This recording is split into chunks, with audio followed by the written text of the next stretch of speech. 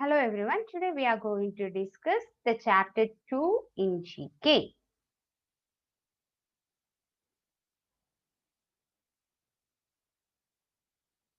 Okay, നമ്മൾ first അവാർഡ്സിനെ കുറിച്ചാണ് പഠിക്കേണ്ടത് കേട്ടോ. ടു പോയിറ്റ് ആൻഡ് ഓതർ അവാർഡ്സിനെ കുറിച്ചാണ് നമ്മൾ ഇന്ന് പഠിക്കാൻ പോകുന്നത്. അപ്പൊ first one, dash was awarded the Nobel prize for literature in 1913 for Gitanjali. He also wrote our national anthem. നമ്മുടെ നാഷണൽ ആന്തം എഴുതിയത് ആരാണ്? രവീന്ദ്രനാഥ് ടാഗോർ.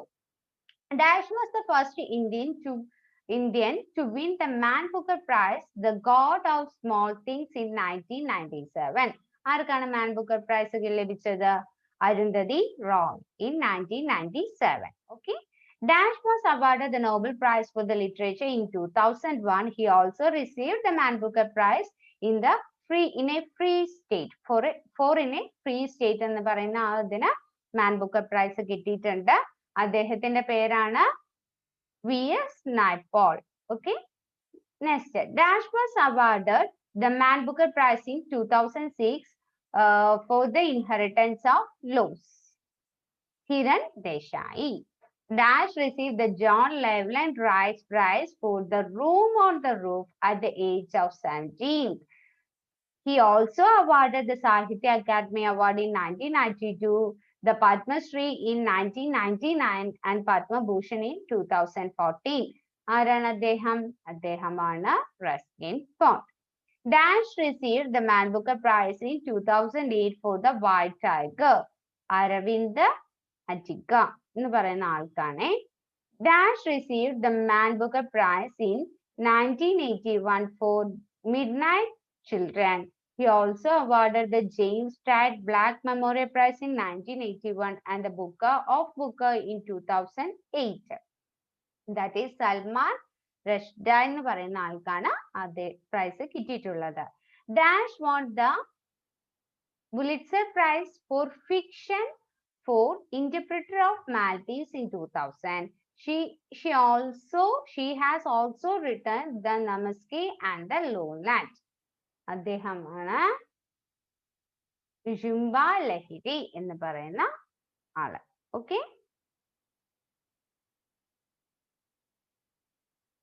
നെക്സ്റ്റ്, ഫൺ വിത്ത് വേർഡ്സ്. ഫൺ വിത്ത് വേർഡ്സ് വെരി സിമ്പിൾ ആണ്. അവിടെ അതിന്റെ ക്ലൂ തന്നിട്ടുണ്ട്.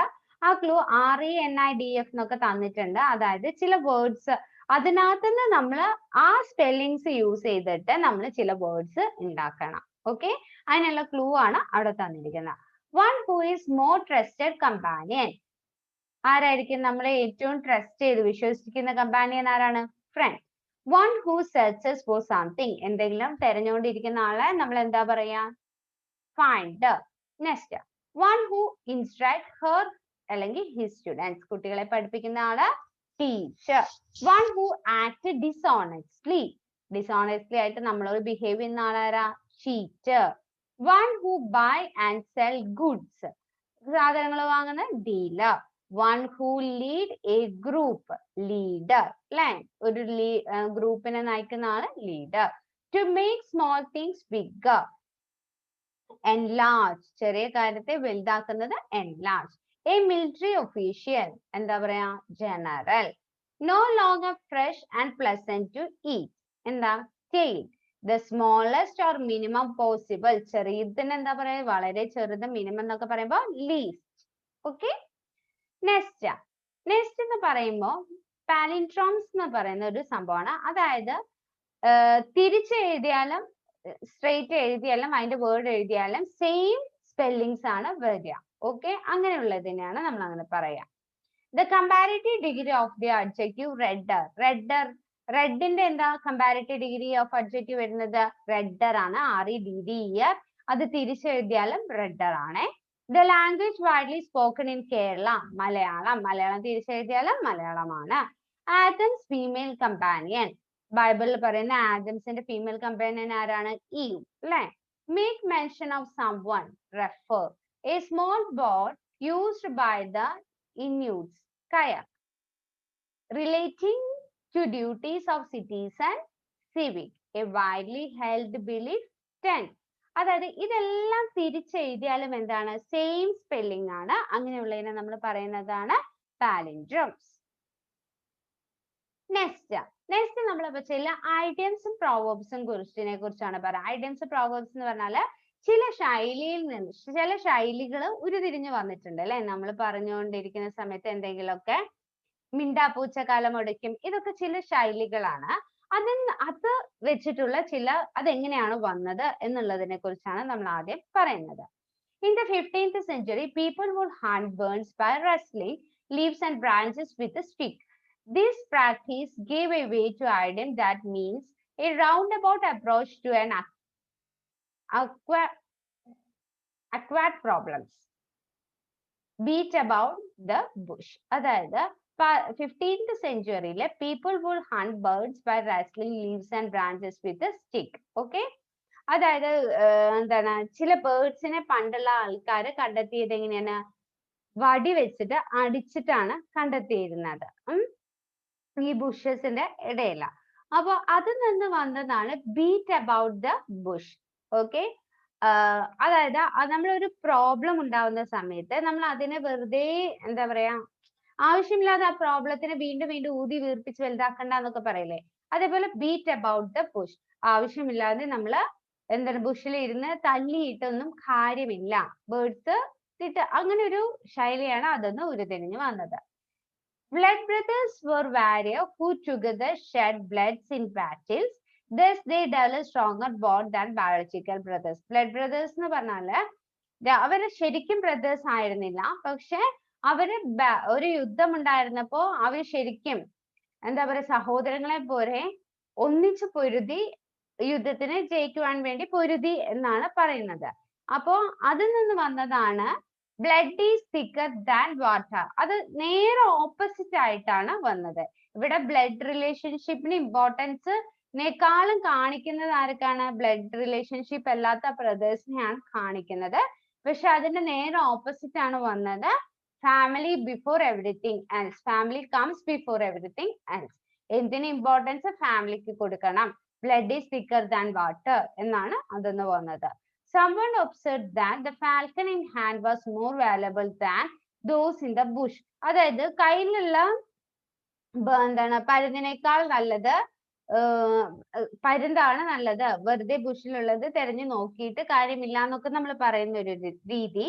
അതെന്ന് പറഞ്ഞതാണ് a bird in hand is worth two in the bush. Two ആണ്, the bird in hand is worth two in the bush. ബുഷിനുള്ള കയ്യിലുള്ളതിനെ കളഞ്ഞിട്ട് മറ്റേതിനെ തിരയാൻ പോണ്ടെന്നൊക്കെ നമ്മൾ പറയില്ല. അപ്പൊ കയ്യിലുള്ളതാണ് ഏറ്റവും നല്ലത് എന്ന് നമ്മൾ തിരിച്ചറിയണം എന്നുള്ള ഒരു ശൈലിയാണ് അതെന്ന് വന്നത്. During the Jericho-Persian War, a Greek commander who was looking for some hidden treasure was advised by a wise man to turn every stone. ഒരു ഗ്രീക്ക് പേർഷ്യൻ വാറിന്റെ സമയത്ത് ഒരു ഗ്രീക്ക് കമാൻഡർ ഹിഡൻ ആയിട്ടുള്ള എന്തോ ഒരു ട്രഷർ കണ്ടെത്തുവാൻ വേണ്ടി ശ്രമിക്കുന്നു. അപ്പൊ ഒരു വൈസ് മാൻ ഒരാള് പറഞ്ഞു, എല്ലാ സ്റ്റോണും നിങ്ങൾ തിരഞ്ഞു നോക്കണം, ഒരെണ്ണം വിടരുത്, എല്ലാം നിങ്ങൾ എടുത്തു നോക്കണം എന്ന് പറഞ്ഞു. അതെന്ന് വന്നാണ് ലീവ് നോ സ്റ്റോൺ അൺടേൺ. ഒന്നും തിരിച്ചു നോക്കാതെ ഇരിക്കരുത് എന്നുള്ളത്. ഇതെല്ലാം പലതരത്തിലുള്ള ശൈലികളാണ്. Okay, idioms and proverbs. Okay, അടുത്തത് Sumit's performance in the first class test was a dash because he did not score as well as in the next test. സുമിത്തിന് ഫസ്റ്റ് ടെസ്റ്റിന് നല്ല മാർക്ക് കിട്ടി, പിന്നുള്ളതിനൊന്നും കിട്ടിയില്ല. അപ്പൊ ഫസ്റ്റ് ടെസ്റ്റിലുള്ള മാർക്ക് എന്ന് പറയുന്നത് എങ്ങനെയോ വന്നു പോയതാണ് അല്ലെ. അപ്പൊ ഫ്ലാഷ് ഇൻ ദ പാൻ എന്നാണ് നമ്മൾ അവിടെ ഒരു ഐഡിയംസ് ആയിട്ട് യൂസ് ചെയ്യുന്നത്. Do fix the leaking tap now, later you may have to replace the word plumbing remember.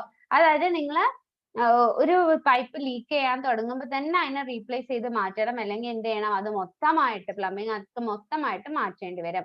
അതേപോലത്തെ ഒരു ശൈലി ഇതിൽ ഏതാ നിങ്ങൾക്ക് ആ ബ്രാക്കറ്റിൽ തന്നതിൽ തോന്നുന്നത്? A stitch in time saves 9. ചെറിയ ദ്വാരം ഉണ്ടാകുമ്പോൾ തന്നെ നമ്മൾ അത് തുന്നി പിടിപ്പിക്കേണ്ടതാണ് എന്നുള്ളത് അല്ലെ. Sara had to dance as she had look the hotel room during the peak season. അതായത് ഒരു സീസൺ ടൈംസില് നല്ല റേറ്റ് ആയിരിക്കും അല്ലെ ഹോട്ടൽസിലൊക്കെ. അപ്പൊ സാറ ആ സമയത്താണ് ഹോട്ടൽ റൂം ബുക്ക് ചെയ്തിരുന്നത്. അതുകൊണ്ട് സാറയ്ക്ക് ഒരുപാട് പൈസ നഷ്ടമായി പോയിട്ടുണ്ടാവും. അപ്പൊ അതിനൊരു ശൈലി നമുക്ക് എങ്ങനെ പറയാം? Pay through the nose, pay through the nose എന്നാണ് അതിന് പറയുന്നത്. That was a secret you weren't supposed to tell, let the, അതായത് നീ പറയാൻ പാടില്ലാത്തൊരു കാര്യമായിരുന്നു, എന്നാ സീക്രട്ട് ആയിരുന്നു, എന്നിട്ട് നീ പറഞ്ഞു എന്നത്. അപ്പൊ അതിനെന്താ പറയാ?